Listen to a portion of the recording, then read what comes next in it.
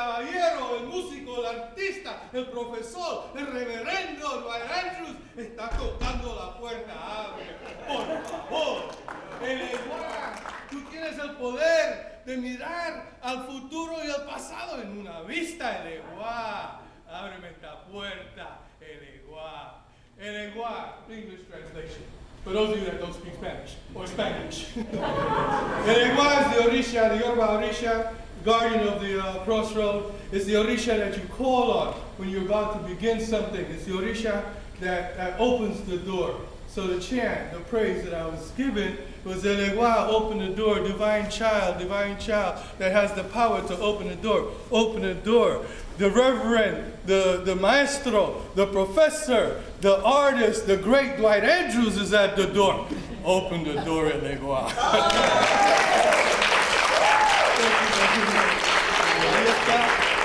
And I did all of that without pouring my libation. Elegua, perdóname, Elegua, ahí está. This is the libations I poured to open the door. Thank you.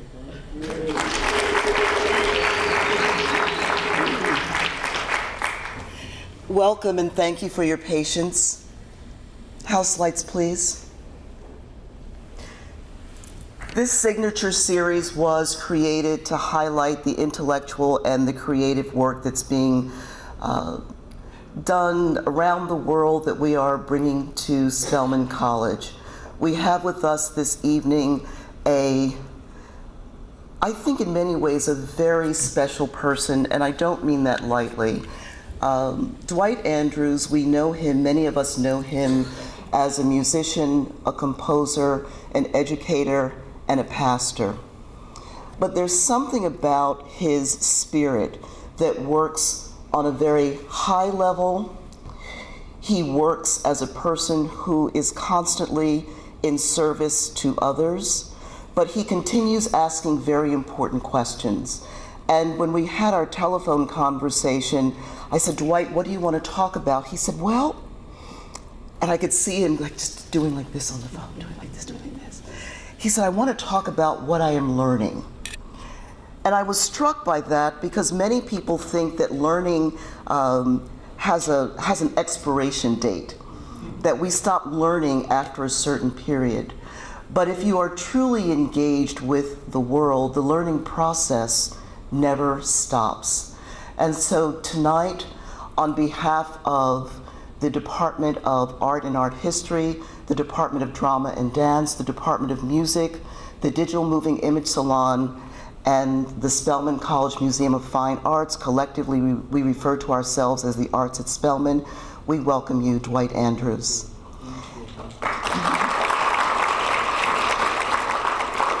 Myra, it's your turn.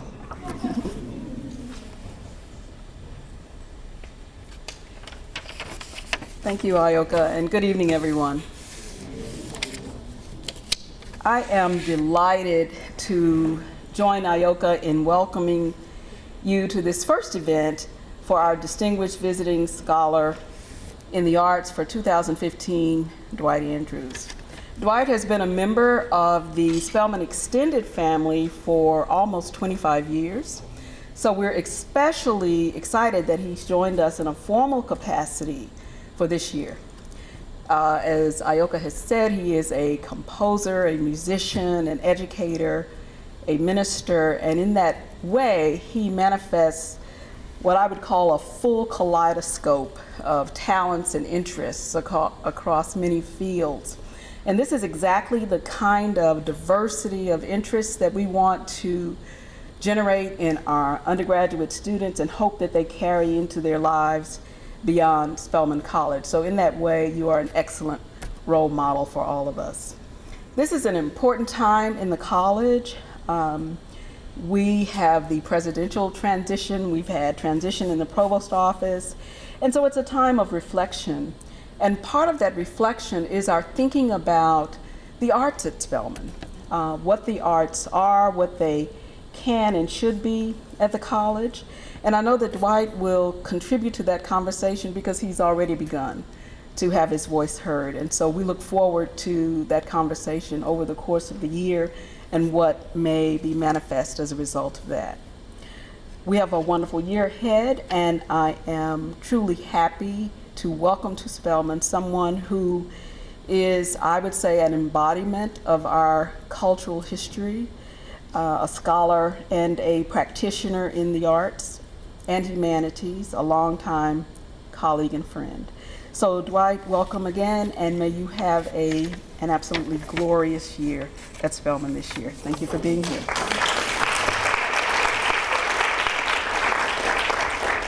And our president has joined us, Dr. Beverly Daniel Tatum. Please come forward.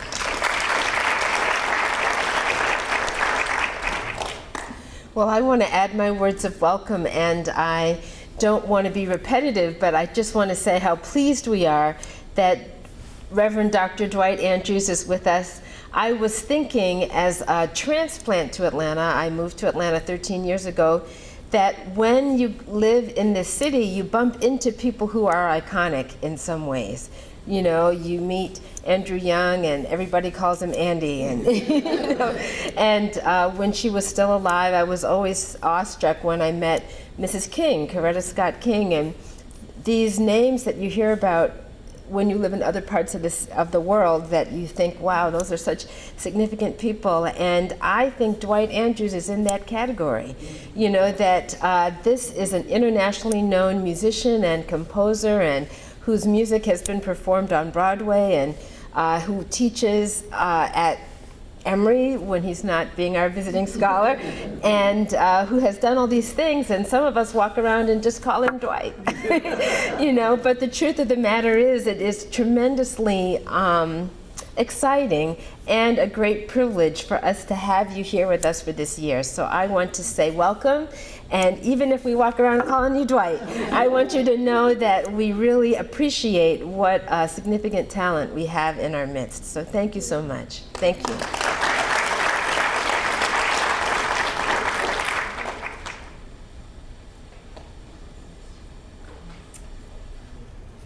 Well, good evening, and my name is Ralph Jones. I want to play something for you.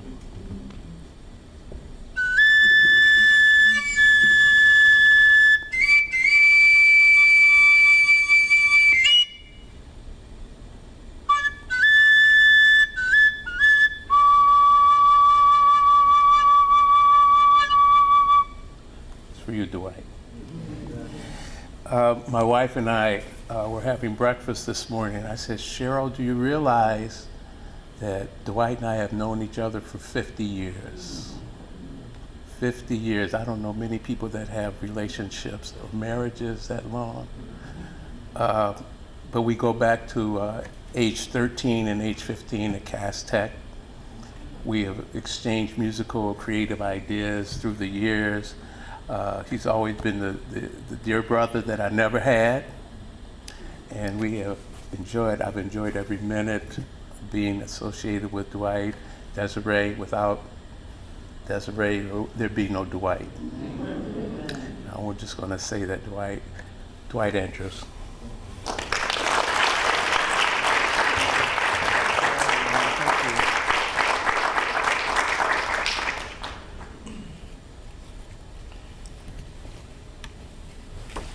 Thank you all. Can you all hear me?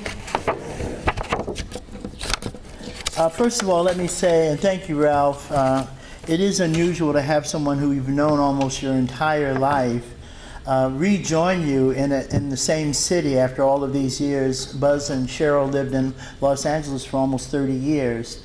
And so to have him here in Atlanta is a real treasure and a treat for me. So I think of this very event and my being at Spelman and Ralph being at Spelman and being here with all of you as really a wonderful new step on a journey in which I'm still discovering the power and its impact and its meaning. I first need to begin by saying how honored I am to be at Spelman. I don't take this lightly, and I think that this is a wonderful opportunity for me to learn from the talented students and faculty and the Spelman community. So I jumped at the chance to say yes to this because this is an important step to something, not away from something. I'm not stepping away from Emory. I'm stepping into a world that I want to understand better and that I want to inform my very experience. So I'm already learning from the sisters in my class about what it means to be a Spelman sister and what it means to be at the Spelman community, in the Spelman community. I wanted to take a moment to talk with you for this evening on the subject of what I'm learning. So rather than giving a retrospective or an obituary of my life, I really wanted to talk about kind of the present, where I am and what's changing in what I consider to be a very fluid kind of experience. And I also, frankly, welcomed the opportunity to, in a single conversation, talk about all of the parts of my life, because it forced me to think about how all of the parts fit together. And I don't often do that, so in fact, I've never done it. So this is a grand experiment for all of us. But it gives me a chance to kind of think about what I'm learning in the present tense, because I think what keeps me alive is that I'm always learning something. Miles Davis, in an interview with Harry Reasoner many years ago, remarked that he had learned something the night before, and he couldn't wait to put it to good use. And he said it in such a Miles Davis way. I don't know if he meant it like I mean it, but every day I rise, I'm learning something, and I can't wait to put that learning to good use. What I want to do tonight is very, very simple. I want to talk about what may seem to be a lot of disparate careers: minister, teacher, I'd like to think arts advocate and activist. All of these different pieces of my life really are a single unity, but it's taken me almost 60 years to put them together and to understand them as that. And I hope that in my sharing with all of you, and I have many friends from my church home, that I can kind of give you a glimpse of the kinds of struggles that one goes through when you're involved in Christian ministry and you're involved in jazz. And when many people see those as being two disparate, disconnected worlds. And my whole life has been about bringing those worlds together. And so what I'm learning is that there's a great opportunity for all of us to reclaim our culture and to redefine ourselves, not because of the way in which history or someone else's history has defined us, but the way in which we understand ourselves. That's where the power and the possibility lies. And I think in some ways that's the revolutionary, subversive act of teaching, to help us think about who we are and why we do what we do in a particular way as a response to the world around us. And so I'm excited now to get a chance to share this with the Spelman community, and frankly, my understanding of myself and my culture and my people, difficult issues that I continue to struggle with around racism and sexism, and my unfolding responses to that, I think is what I'm learning. I'm learning every day that we have to be creative in our responses to things that seem to be intractable, things that seem to not change. And I'm going to be sharing some of that with you tonight. I wanted to begin, though, with a short PowerPoint presentation. I want to thank my assistant, Miriam, for helping me pull it together. I'm technically challenged, but she's bringing me into the 21st century kicking and screaming. And so I want to start, though, with just a very short PowerPoint presentation, just a couple of visual images, because I think that this will make sense to you as we go through the evening. So there you have me, the modern me. But all of us started out as a child. I was a cute baby, wasn't I? Yeah. That's what my mother said. And so I don't know how old I was, but I was little. And then I got a little bigger. But you can already see the intellect percolating and trying to figure out how those clothespins go together. But we never start where we start. There's always something, and there are people who precede us. And so as I start thinking about my life today, it is very much informed by my ancestors and my elders. The lady in the first row to the left is my grandmother, Dwight Andrews, who was a classically trained musician and pianist and choir director in Detroit. And one of the things I'm learning is that never say no to an opportunity. She wanted to teach me piano, but because she was my grandmother who played the piano and taught all the piano players in town, I didn't want to take piano lessons from my grandmother. One of the few regrets that I had. But certainly her interest in music and her support of me as a young musician, even though I didn't study piano, was an important part of my life. This is one of the G-clef singers, one of the early African-American kind of classical chamber ensembles that existed in Detroit. On the other side of my family, my maternal grandfather to the far left is Grant Gold Foster, and he was a Baptist itinerant minister in Detroit. He came up from Alabama, like many African Americans in the 19-teens, to work for Henry Ford, and also studied in one of those mail-order Bible colleges. And that's my grandmother, Marie Foster. And I don't think, frankly, I got my interest in ministry because of my grandfather. But I think now that I've been in ministry for almost 40 years, I think as I think back about it, I have a different understanding of what he meant to me as pastor and kind of person in the neighborhood. One of the great joys of my life, and someone just sent me this, is this is my first rock and roll band called the Seven Sounds. And we thought we were the hottest thing in Detroit. And I wanted to point this out because it has a very contemporary meaning for me right now. We had this band and we played all of the local dances and parties, and we started to make our own money very, very early on. And we thought we were going to go to Motown and just tear it all up. But that's me, third from the right, that skinny guy right there. And the guy at the keyboard is the Reverend Nicholas Hood from Detroit. And he and I began a fast friendship along with Buzzy in those days. And this was our first band. And the reason why this story is important is the guy from the second from the left, see with the bass guitar, that's Emery Hood. That was Nick's little brother. And we couldn't have a rock and roll band unless Emery could play in the band. And the problem was that Emery didn't know how to play anything. And so we fussed and we kicked and we screamed because we didn't want to have someone's little brother tagging along with us who couldn't even play music.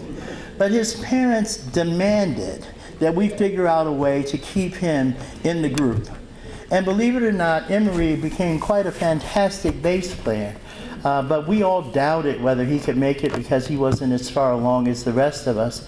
So what I learned and what I continue to learn is even if you don't start in the same place, that doesn't determine where you end up. Emery and the gentleman in the very center, Tyndall Prude, the drummer, are both dead. And they died in their early 20s. And I always look at that picture and I am reminded that here were middle-class kids from Detroit who had everything. We never wanted for anything. Some grew up and lived, and some didn't. Some made choices very, very early on that they never seemed to be able to recover from.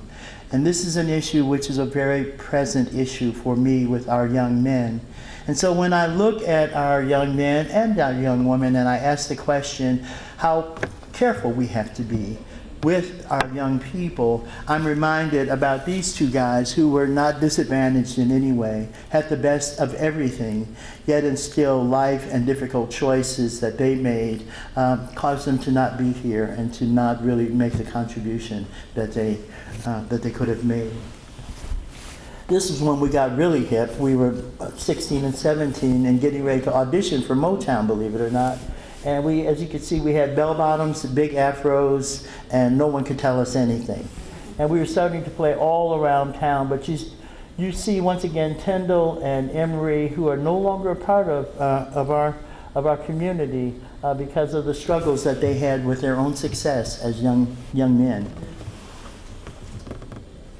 This is a picture of the revival of Ma Rainey's Black Bottom, August Wilson's first play, and my first play with with August Wilson.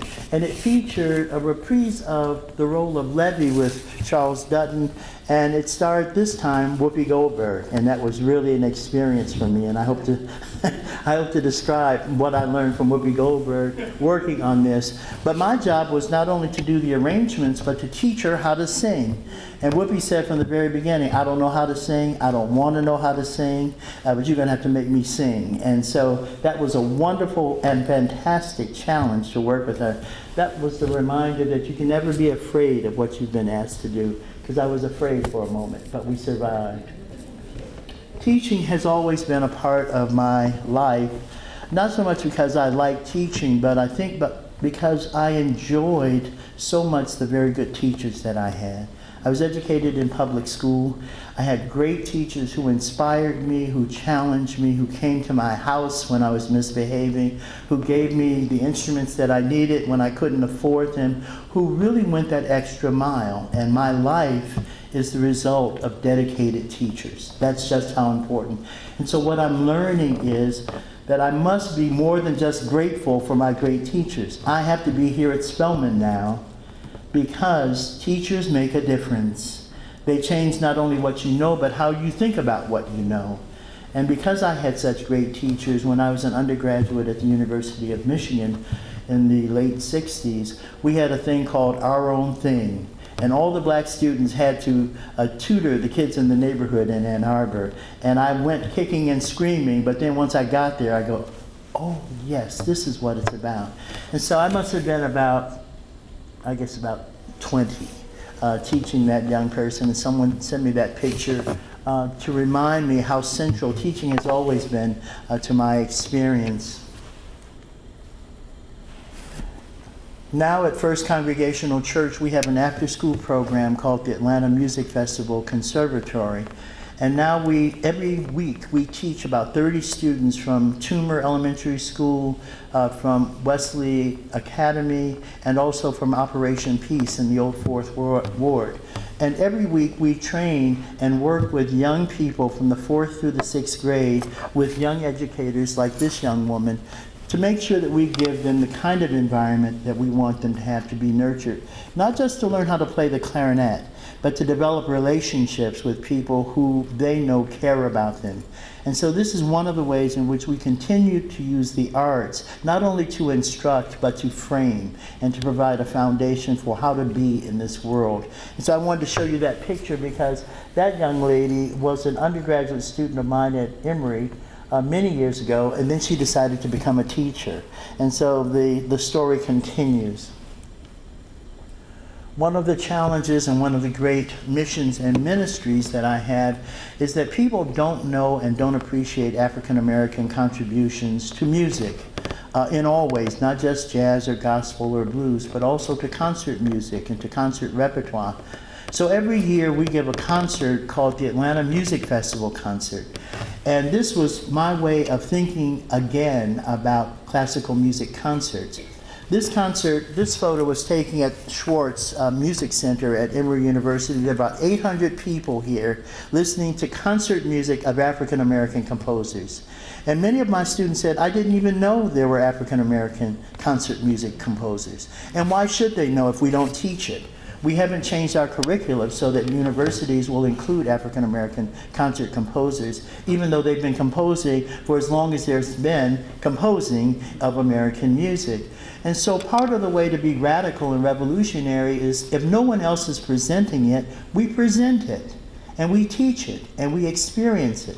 And so here you can see Emory students from every part of the globe getting a chance to learn about living African American composers, the repertoire, etc.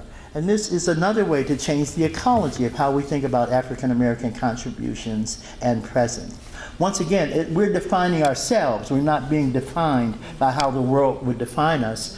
Because if the world were to define us, the world would define us in terms of hip hop, or whatever it knows. And that world is too small because of the breadth of who we are as a people.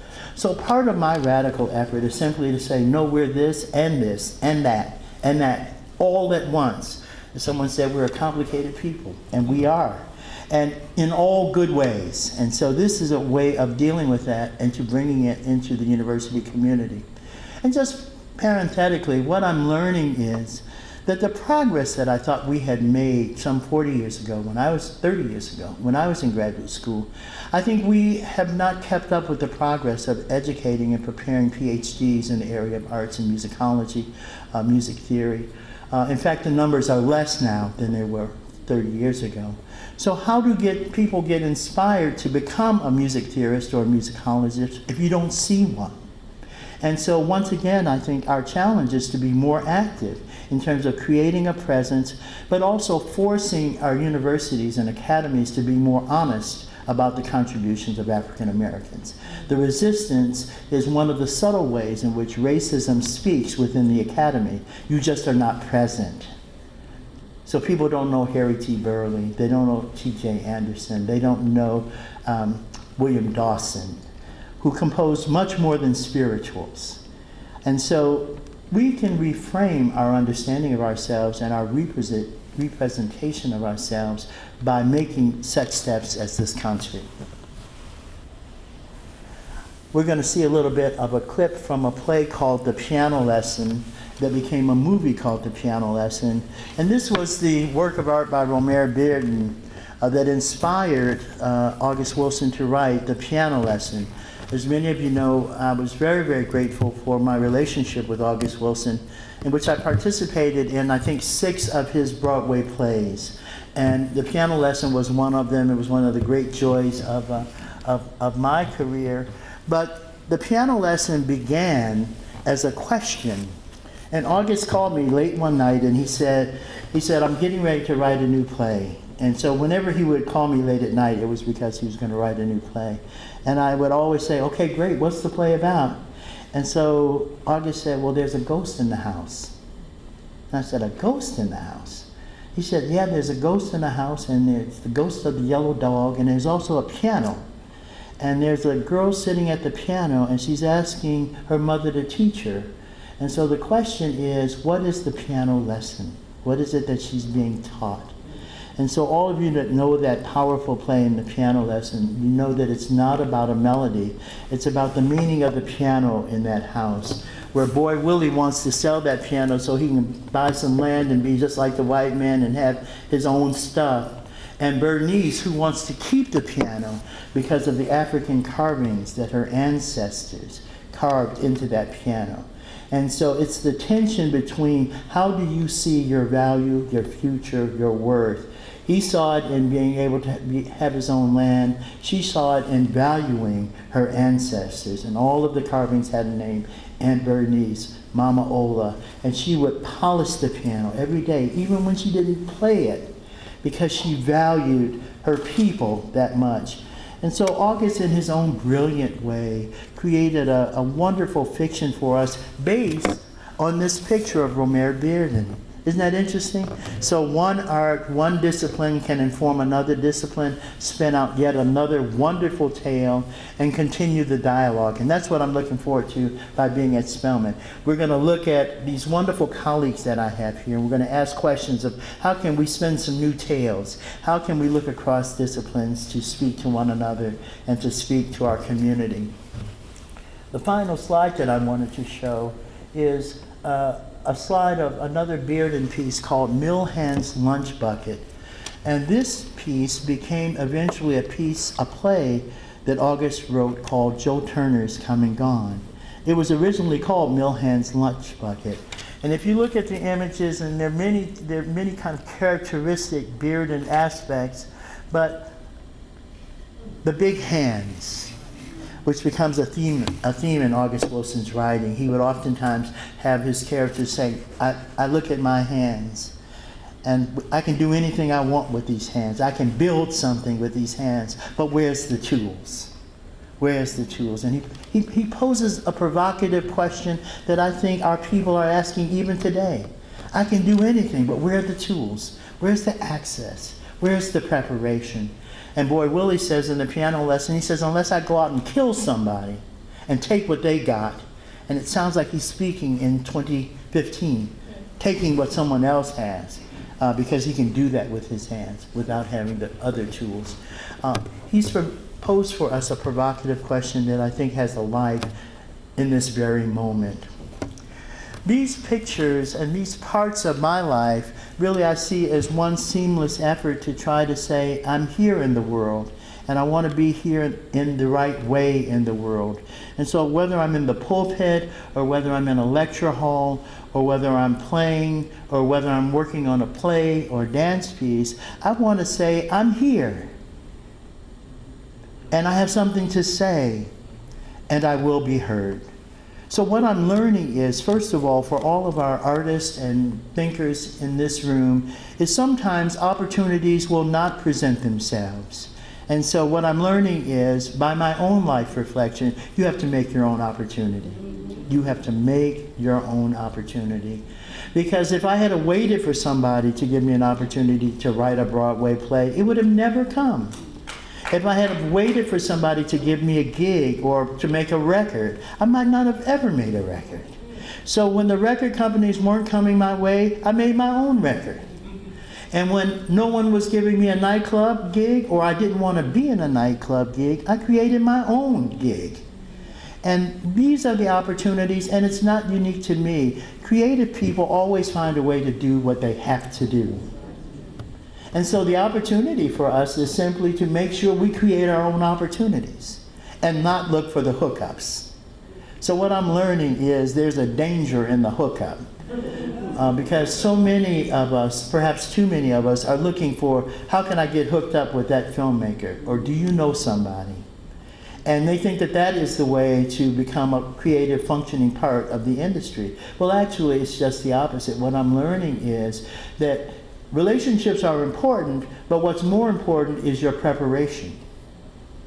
And so many of us say, it's not what you know, it's who you know. No, it's what you know. It is what you know.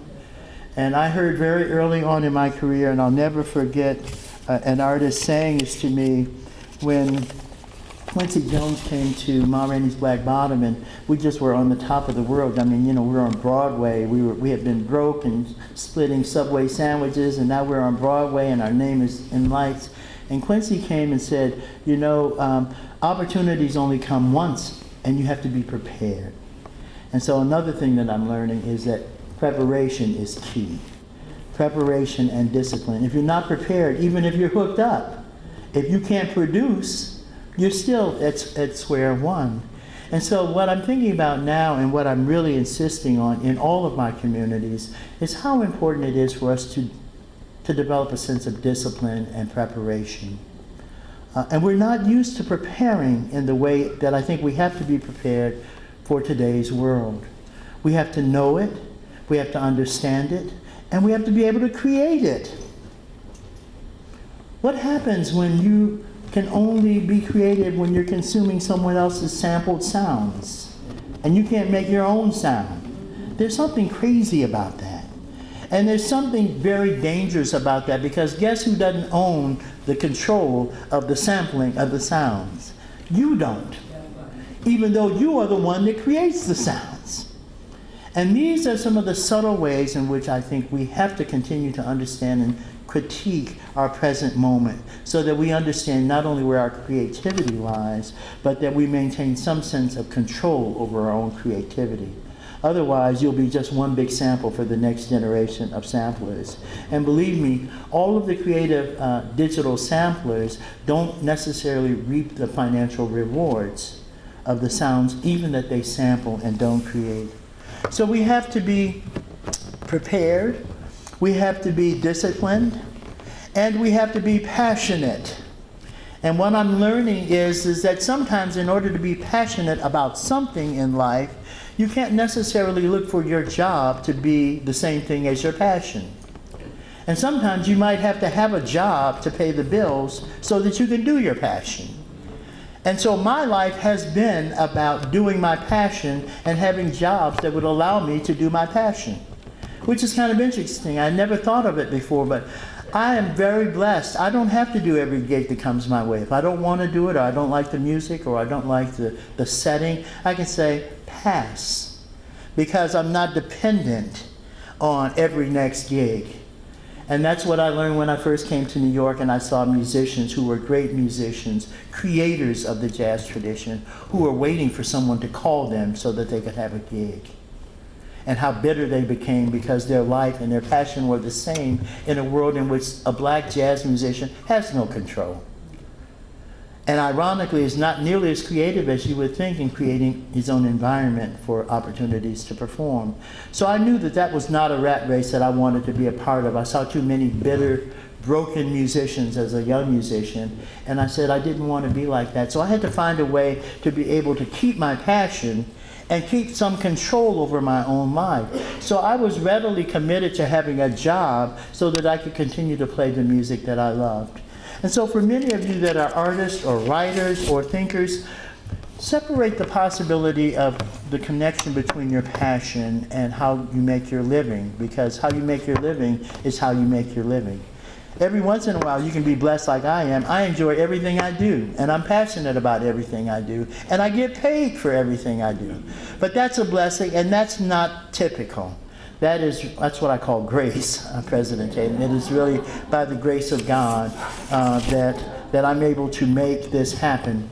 What I'm learning is that you make a plan and then you have to be prepared to change your plan. And my life has been one of complete not being planned because everything I planned to do didn't happen.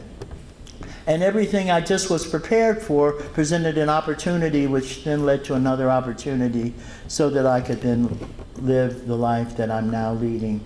Let me say a little bit about what I mean, and then I think I'm going to play a couple of very short clips. I got my bachelor's degree in music education. I wanted to be a junior high school band director. That was my goal in life. Why? Because I had a great junior high school band director who inspired us, taught us everything, helped us to grow up. But the Lord did not have that in store for me. But when I got to New York and when we started working on Ma Rainey's Black Bottom, my first Broadway show, my biggest task was not simply writing the music. I had to teach those actors how to be musicians. And so all of a sudden, that music education degree from a decade before helped me to be prepared for a job for which there was no previous job description. Because August said, well, they have to play instruments. And then Lloyd said, they have to play instruments. And then they both looked at me and started smoking a cigarette. So I had to learn how to teach them how to play the instruments. The most demanding job in my life, because you had these actors who just wanted to do their thing. And so the music education, I couldn't have planned when I was in school that would be a way to help me fulfill a job, but it did. And so virtually all of the preparations that I've had, some of my pastoring experiences, working with actors who are trying to make a living in a world that is not always kind, allowed me to be a pastor and a minister in the film business and with friends who were trying to figure their way. And it gave me a chance to use my ministerial skills, not in a traditional church setting, but still there were pastoral opportunities that I'm grateful that I was prepared to articulate and to share. Then I wanted to share about this idea about education. I want to make it a two-parter. I don't think there's anything more important than education. I think it is still key to our future and to our success.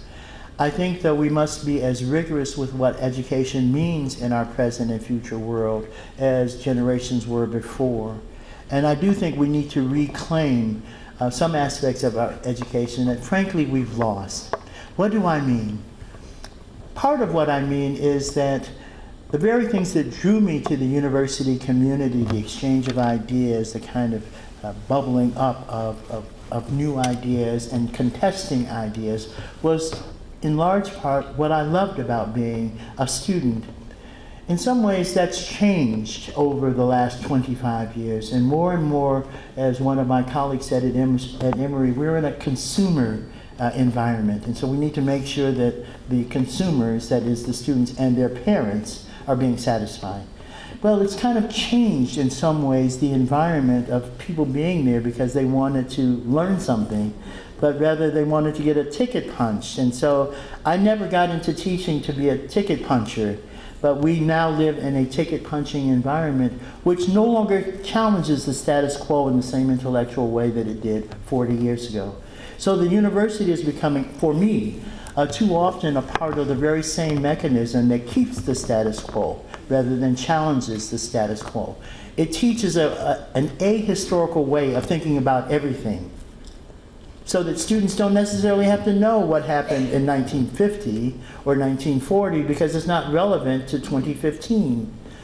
And because of that, their ability to critique a historical moment, a cultural moment, because of their understanding of human history is short-circuited. This is very dangerous for me because without an understanding of a past, you can't critique the present and the future. Without an understanding of the impact of racism and our creative and resilient responses to it through our music, through the spirituals, through the blues, through gospel music, through song, through dance, without understanding that as a response to a world that said, you are not a man, you are not a woman, then you lose the power of the song and the music and the form. You lose the understanding of why we have our own language. And it comes from slavery times, when you had to be able to speak in the presence of your master without him understanding what you were saying. And there are manifestations of that in every aspect of our culture. Jazz musicians had their own slang in the 40s and the 50s. If they said, man, that is really hot, they really meant it was what? Really cool. Or really down. And all of these things, if you're not from the hood or the musical hood, you won't understand what they're saying, and that was intentional.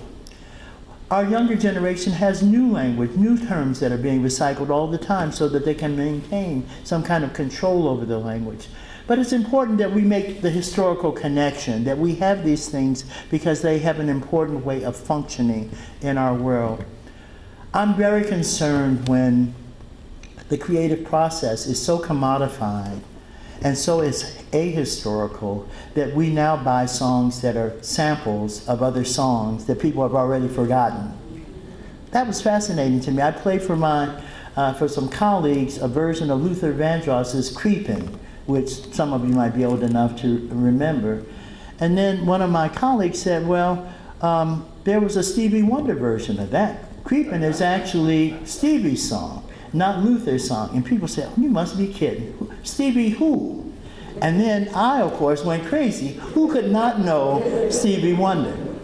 But our cultural memory is so short that unless you are on TMZ, Entertainment Tonight, you don't last very long in this world. And so what we have to decide is, what does culture mean to us, and what do we need to keep that we want people to know tomorrow as well as in years to come? The other part of that education piece, which I think is so key to our future, is also that we must understand that we will not educate ourselves out of racism. That's what I'm learning. In all of these years, Du Bois didn't fully understand the intractability and insidious nature, the sinful nature, really, of race. He thought we could all be educated out of our racist, sexist selves. And he was wrong. And unless you understand that you're dealing with something that's so intractable that you have to be forever vigilant, no matter how smart you are, you will not educate yourself out of these isms. And so one of the things I'm learning is that you have to be creative in every generation to speak to the isms. And you have to be as vigilant and as forward-thinking so that you can respond in creative ways to the way in which racism continues to morph in our world. And so you fight for one victory, and then all of a sudden the bar is in a different place, or you don't even see the bar. And I'll make one editorial comment about that before I play these clips, and hopefully leave a few moments to answer some questions. I've been very concerned about our young men, not because they aren't smart or because they aren't getting educations, in quotation marks, or degrees, but I'm being surprised by what people come away with when they have a degree in their hand. And I think that there's a subtle way in which our children are being so miseducated that they've done all the right things that we prescribe for them, but they're not prepared. And they're not disciplined. And this is the way in which, even with the degree in hand, they will not be able to make a contribution. It's not their fault, but it is our fault unless we are more vigilant and more intentional in terms of asking ourselves, what does our educational system do for our people and for our world? So one of the things I'm learning as a way to get into this final section is that we must all model what we'd like to see in the world. And so more and more when I get up in the morning, I try to behave in such a way that I would like to see other people behave. I know that sounds simple and silly, but I think some ways when we look at difficult, intractable social problems, we don't see ourselves as a part of a key, fundamental part of a solution. And so I think in our modeling, in our mentoring, and understanding that we continue to mentor even when we're not mentoring. People are watching us. People are learning from us when we say it and when we don't say it. With what we do, whatever we do, people are looking and learning from what we do. So what I'm learning is I have to be more careful about how I behave and how I speak and how I regard others. And so it makes me even more intentional in everything that I do, not just simply when I'm in the lecture hall, but especially when I'm at the gas station or at the bridge on 85 near where the church is, and how I'm trying to model a behavior that I would hope for all of us. I want to, in closing of this segment, I want to play for you a couple of very short film clips in which each one presented a different problem and a different possibility for me. And what I'm learning is that all of the disparate pieces of my life helped me to be prepared for the opportunities that they came. Before I play this little clip, I want to tell you about a story when we were doing a play called Joe Turner's Come and Gone. And Joe Turner's Come and Gone was about a man named Joe Turner, who actually was a true historical figure, who used to take black people off the road, literally kidnap them after slavery, and indenture them, sometimes for up to 7 years, and make them do work, literally kidnapping men and taking them off the road. And so this is a story about a man who's been kidnapped, and he's finally freed from Joe Turner, and he's trying to reconnect and find his family. And so August, in his own way, always makes the story much more mystical than a kidnapping.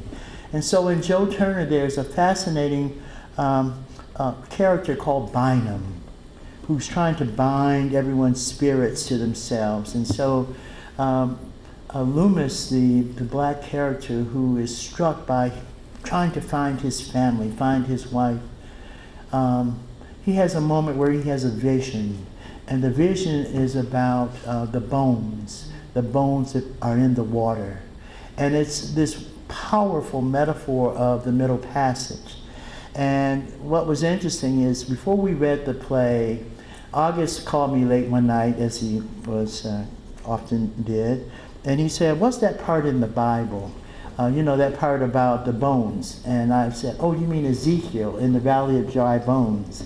And he said, "Oh yeah, that's it." So he said, "Tell me about that part." So I told him about Ezekiel and his vision in the Valley of Dry Bones, and I gave him all the details about bone upon bone, and breath comes into the body. And I gave him a wonderful exegesis of that Ezekiel passage. So then when we sat down for the first reading of that play, August had completely turned that whole story inside out, and it was unrecognizable. And I said, "August, that's not what I said." He said, "Well, I just wanted to get some background. I'm writing a play. I don't have any, I'm not trying to be a good Christian here. I'm just trying to write a play." But once again, knowing something about that Ezekiel passage really enlivened our encounter, and it probably didn't inform very much in terms of what he ultimately did with it. But he read voraciously. And because of that, he wanted to know stuff so that he could then take it and make it his own. And so I want to play for you just a couple very, very quick clips. I do have time, right? Do I have time? Almost? I'll play just a couple clips. Of some pieces that I did for film, because it was my great pleasure to also work on a couple of films. Some were done by August and others by other folks who wanted to do films that included aspects of African American music making, and they felt they needed to get someone outside of Hollywood to do that, and that would be me. So I'm going to try to lose that, and I'm going to quit PowerPoint. I'm talking out loud because I want Miriam to rehearse me. Okay, and now I'm going to play for you I'm going to play for you just a couple clips because I would love to get a chance to hear some feedback from you. I'll just play just a couple of clips. The first clip I'm going to play for you is from a series called I'll Make Me a World, which was done by Sam Pollard many years ago. And in this series, I got the call from them to create the bumper that is when the symbol for I'll Make Me a World comes up, it literally leads you into each episode. And so it was a wonderful opportunity. My challenge was simply this: you had to create music against the picture. And so I had to literally create something that would mirror the visual image that the animators had done. So I want you to just see this opening because it was a wonderful creative challenge. And once again, the issue is simply being prepared. I hope I was prepared.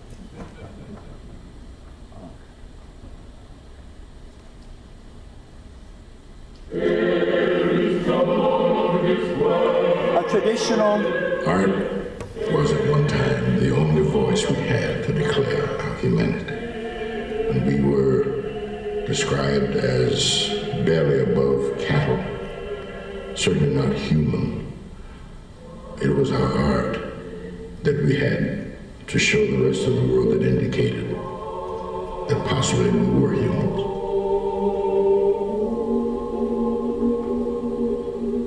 In 1900, the United States had been free of slavery for only 35 years, and we were a nation still unsure of what freedom meant. At the beginning of that new century, African American artists stepped forward and began to make themselves a world. Now I would like to introduce a black poet who's been called an angry poet by the masses, but he's our brother who's going to tell it like it is. Brother T.J. Major. Right on, brother. Thank you. My first poem, if I may.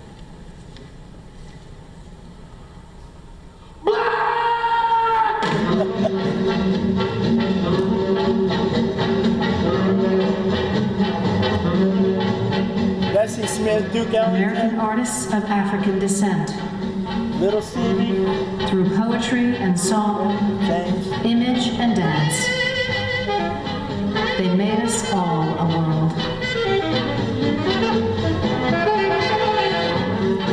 Our task here in America has been to learn to want ourselves, no matter what other people want to. You know, I want me.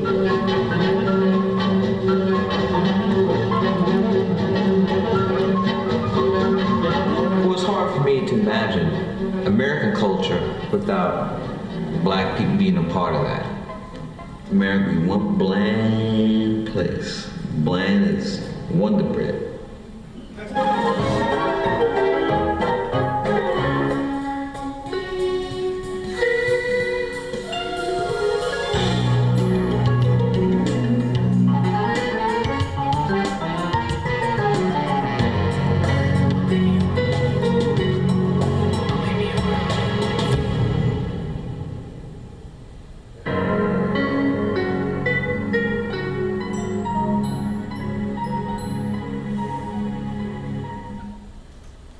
I'll Make Me a World. Yeah.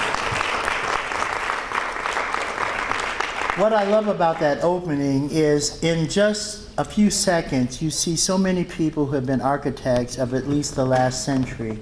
And if you played it in any of your undergraduate classes, most of the class will not know who any of those people are. And so the question is, who do we need to bring into our present so that people have a sense that the world didn't just begin with them? And so that's an opportunity. It's a wonderful series. If you haven't seen it, please do so. And now I just want to play one additional clip, and then I'm going to stop. I'll play it, and then we'll talk about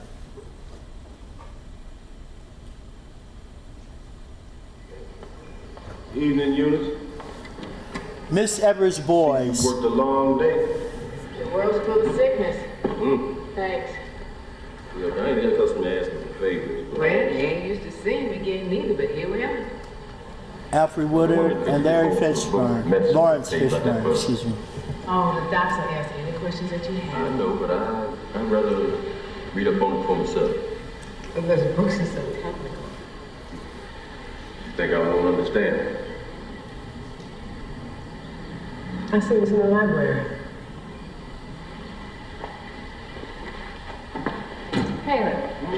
push through for? You was the smartest one in the class. I was just the pushiest. You used to drive Miss Tina's crazy, ask them questions all the time, and then all of a sudden you wasn't there. I appreciate it if you could hold that book for me.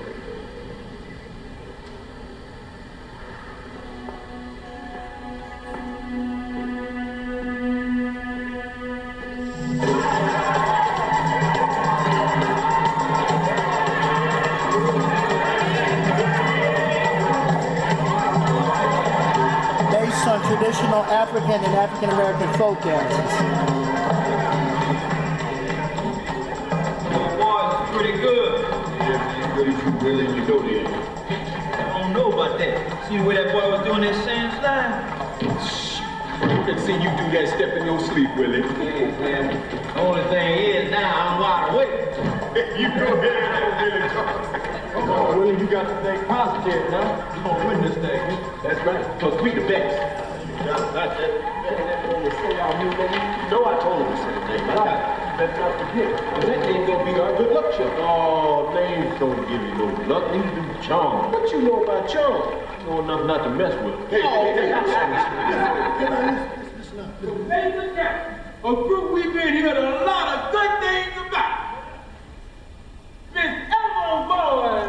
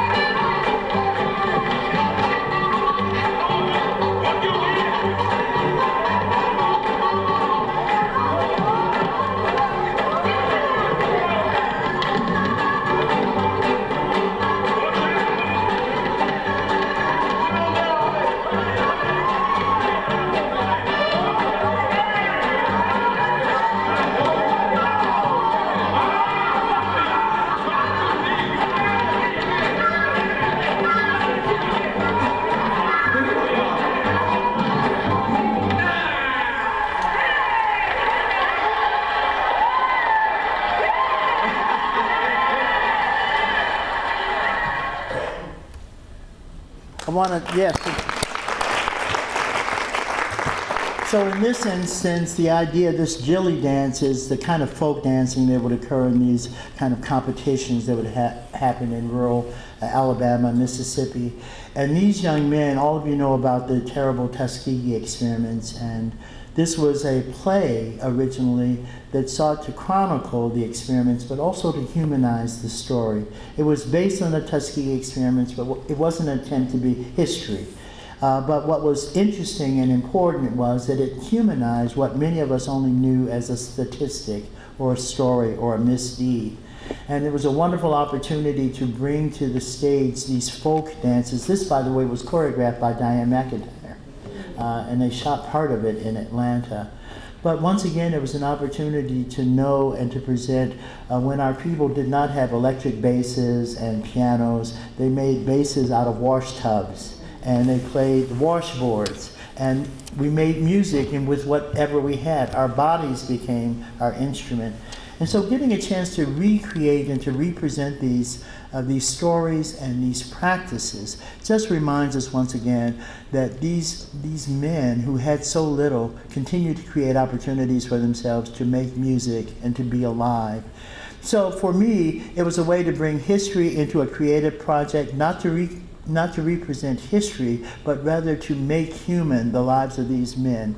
If you know the story at all, at the end of this film, all of these young men who were great dancers and great musicians, several of them died. And the main dancer could no longer move his legs because the Tuskegee experiment involved giving some people medicine and other people no medicine at all to see what the natural endpoint would be. And it was a reminder of how we have to be forever diligent with the way in which we interact with our institutions, like medical like medicine and medical schools and governments. And so I found that this was a wonderfully creative way to be involved in history that gives a story to many people who didn't know that the Tuskegee experiments even existed. And once again, it brings the present into our very world. Finally, what I'm learning is that every day we get up, I think we get a new opportunity literally to ask ourselves not only who we will be, but whose we will be. And it gives us a chance to be creative in whatever aspect of that expression we choose. I think we have, frankly, much more power than we give ourselves credit to. And I'm encouraging us, and I'm really looking forward to this time at Spelman, to explore what that creative power and energy is in telling our stories, in describing our aspirations and our hopes, and our failings and our shortcomings. It is a human experience that I think we can continue to drill down, and I'm looking forward to my time together with all of you. Thank you. I'd like them to do a Q&A over in the reception. Sure. That's absolutely fine. Sure. We're running a little bit short on time, so I'd like to not have the Q&A section here, but if we can go over to the reception, which is in the Manley atrium, and you can ask Dr. Andrews questions there. But please put your hands together to please thank him again. Thank you. Thank you.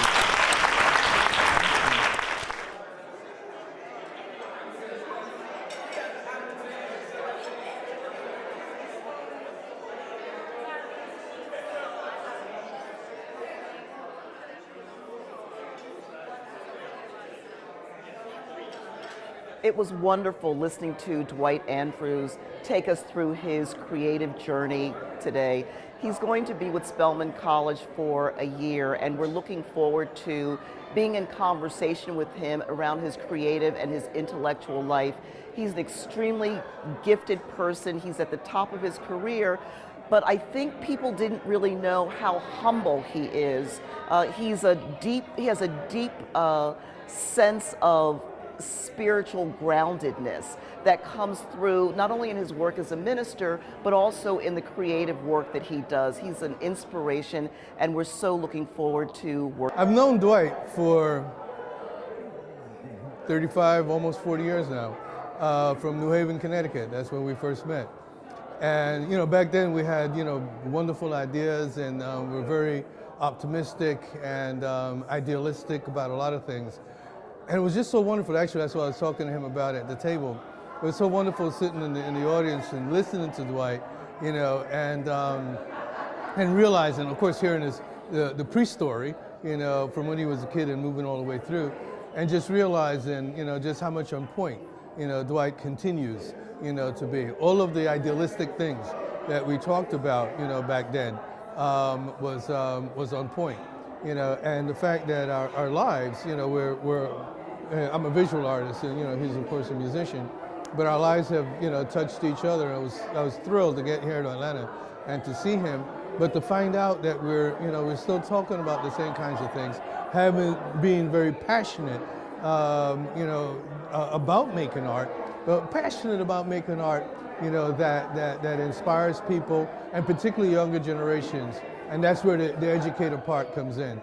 And of course, Dwight takes it even further, by being a minister, a holy man, that does things on a spiritual level as well. The talk tonight was just phenomenal.